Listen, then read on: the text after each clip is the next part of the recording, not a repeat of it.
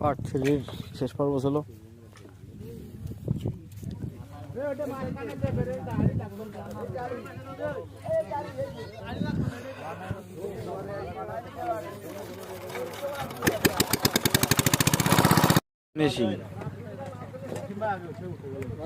ইন্দ্রা বসেছিল মাছ ধরার জন্য, আমরা উঠে যাওয়ার পর ওনারা নামছে।